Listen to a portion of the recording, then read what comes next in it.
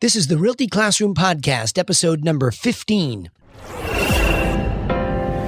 Welcome to the show that focuses on helping real estate agents build a bulletproof business plan so that they can sell more properties in less time and live a more fulfilled life. Are you a real estate agent with an entrepreneurial spirit who wants to turn your job into a business without sacrificing your lifestyle, but you just can't seem to find the right plan to help you get there? Well, then you're definitely in the right place. I'm Danny Griffin, the founder of the Realty Classroom and the host of this podcast. And to help you take immediate action to build a better real estate agent business, whether you're a rookie or veteran, I've created a free jumpstart course for you at freeagentgift.com. Let's get started today. In this episode, we're going to cover diffusing the emotions of a lead. Today on our sales training call in the TRC, we started to listen to a lot of inside sales verbiage back and forth with real clients. You know, there's one thing to go out there and train in theory. It's another thing to pick up the phone and call, for example, expireds and actually get the reaction on the other end of the line. And one of the things that was picked up today that I wanted to share in this episode was tone. Not the tone that you're supposed to bring into the call. Obviously, you'd like to be enthusiastic, but is that always appropriate? And the answer is probably not. So the whole concept of understanding the tone that you hear from the minute somebody says hello. It's amazing what being a good listener can do to set the whole call correctly when you hear their tone. So as my inside sales agent, by the way, David is in the Philippines, and so English is definitely his second language, and real estate is new to him as he had a background in concierge, or concierge work in general, concierge desk type of work. So he's very enthusiastic and positive, and he's very good at picking up tone. But in the context of real estate, it takes some education as to say, okay, well, great. This lady sounds agitated. What do I do now to deal with that? And so you have to match your tone to theirs. You have to, it's really an act of empathy. The fact that I just heard you and I hear that you're not enthusiastic, I'm not going to come over the top with some absurdity that I'm super happy and you're down. I'm not going to say that I'm going to sound negatively, but I am going to tone it down a little bit. I'm going to soften it a little bit. I'm going to bring my voice down and I'm going to match the tone on the other side, just like that, right? Now, again, it is important to hear that. So when you do your opening, and in our case, it would sound something like this in that right tone. Let's say we have to bring it down a notch. We'd say, "Hi, this is Danny Griffin. I'm calling from the Griffin Realty Group. The reason I'm calling is because I saw that your house expired in the MLS, so I sent you out my strategic plan. I thought it could help. Was there any reason why you think your house didn't sell?" And stop. Now, again, there's many variations on that, but many of you are obsessed with what's the script? What's the script? What's the script? Well, I've always been a little bit hesitant to give you some full blown out script, but you should have a strategy. But certainly I would tell you in the opening line, having a script down so you can say, here's who I am, here's why I'm calling, and here's what I have for you. If you could hit those beats there and then take a breath, you're really just cutting to the chase about why you're calling. See, if you hear somebody especially, and this call was about getting after an expired, and you know what happened to an expired, something failed, something went wrong. I mean, there are those occasions where expireds just kind of took a crack at it and put some stupid price on it. Some agent said, yes, that actually really hurts the market, and I don't like that. But let's just say, forget those people. This is really somebody that something just didn't happen. They were hoping to sell. Now they're frustrated. Now, whether they articulate that clearly or emotionally, whatever the case may be, they're upset and you're coming in to agitate that pain by reminding them. So cut to the chase. This is who I am. Here's where I'm calling. Here's what I have for you. Do you know what went wrong? And that's the next point there is once you ask that question, listen to the answer. Just listen, because what they're going to do is vent. And there's a pretty strong probability, for example, in expired context, they're going to vent at you, on you. They might be upset with you. You might be the 17th realtor that called that day, so they're going to let you have it. But that's okay. Be thick-skinned, toughen up a little bit. This is a difficult triage moment for this person where something didn't go right, and they're going to take it out on the whole community, and you happen to be the one that's interrupting them. So you catch them at that bad time. I'm not saying that there aren't plenty of calls where people are pleasant, but this is an agitating situation in the context of calling an expired lead. Now, this could be true for any type of lead. Let's say that somebody's online and they're frustrated and they've been looking for a home to buy and the market's hot. For example, in one of our primary markets in Boston, the market's white hot. It's very difficult to get that really good deal in a market like that. So they're frustrated. Hey, this is Danny Griffin calling to thank you for using our website to look for homes for sale. I just want to make sure that it's working okay for you and you're getting the information you need. And let them vent.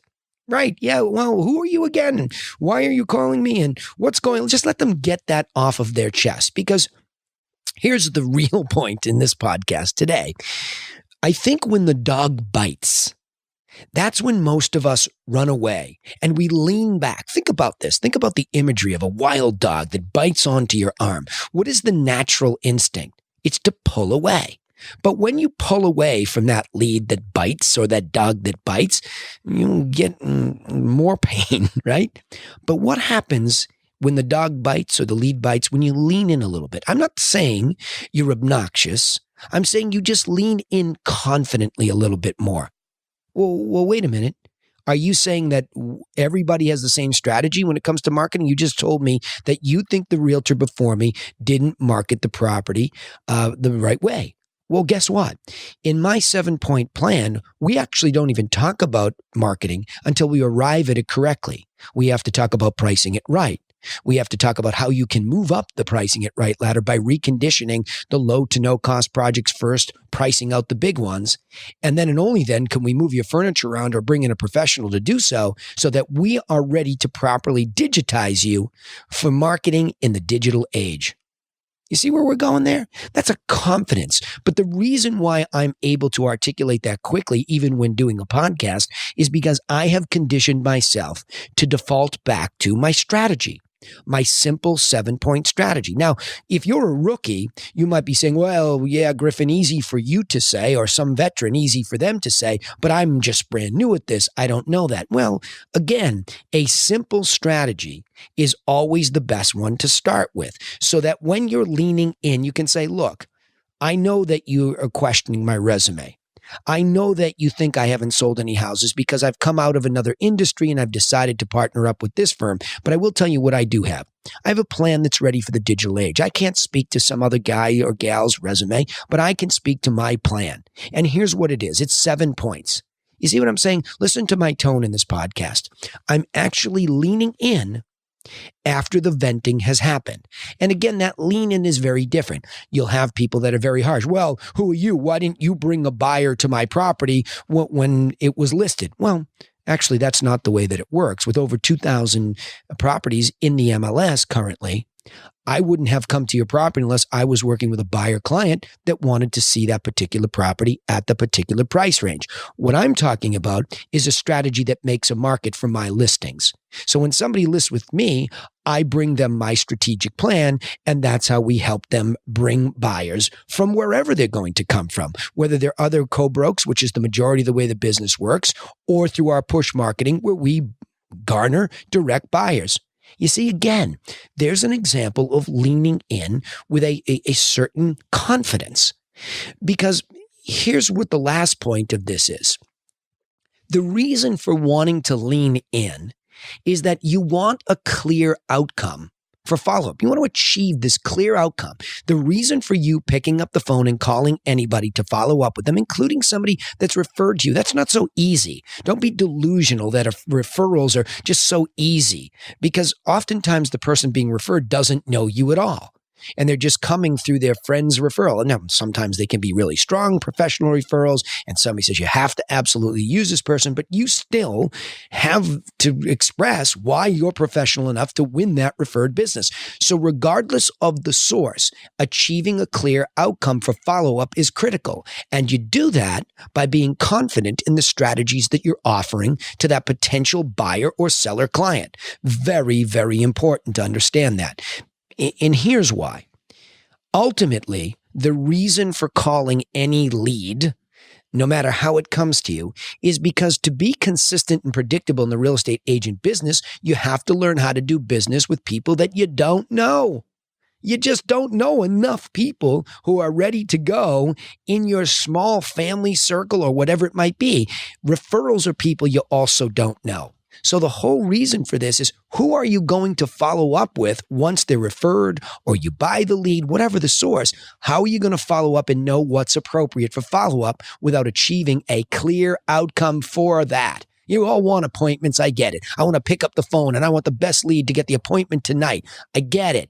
But it's a rare outcome. The majority of the time, we are achieving an opportunity for longer-term follow-up, even when it doesn't sound much more than a lead plus. So the final point there is that outcome can be a little bit slippery. What did she just say when she hung up the phone? Was it okay that I sent my information to her? Is that really a prospect that knows I'm going to follow up, or is it a lead plus? That's why I'm saying, if you lean in confidently, matching the tone of that person, then you're going to be in good stead to determine what the appropriate follow-up time and action is. Okay? So again, diffusing the emotions of a lead, you follow these steps. Listen for their tone first and try to match it. Don't back off what you have to say, but try to match the tone. Don't be overly enthusiastic and, almost cartoonish if they don't sound that way. You can bring them up a little bit, but don't be ridiculously out of the zone. Next, cut to the chase. Why are you calling? Stop beating around the bush. Tell them precisely why you're calling. I know your heart's beating and you're nervous, but tell them why you're there. Then ask them a question that's more open-ended that would provoke them to vent. And let them vent. And venting is not necessarily a negative thing. Sometimes they just want to tell you all about what's going on. And once you hear enough, now you're in that conversational moment where, if indeed they are being aggressive or they are really frustrated, lean in. Lean in. That dog is biting at that moment, okay? You don't pull away because that's a problem. You lean in and say, well, look, hold on. Sounds like you're upset. Good news is what I sent you is strategic, or I'm here. Let me talk to that for a second. Lean in on that, because what you're going to get from that is the final point, a clear outcome for follow-up, all right? So to summarize the key point, learn to diffuse the negative emotions especially, or the emotions in general, of a lead by leaning in confidently. And remember, you can take immediate action and get started in the right direction with our free video course over at freeagentgift.com. Also, if you like what you've learned here, then we'd appreciate it if you would subscribe and help us share these insights by giving us a positive review on whichever platform you're listening, so that other entrepreneurially spirited real estate agents just like you can find their way right here to join us. Hey, thanks for listening, and we look forward to helping you in the next episode. You've been listening to The Realty Classroom with Danny Griffin. Join us next time to continue learning how to build a smarter real estate agent business plan that helps you live a more fulfilled life.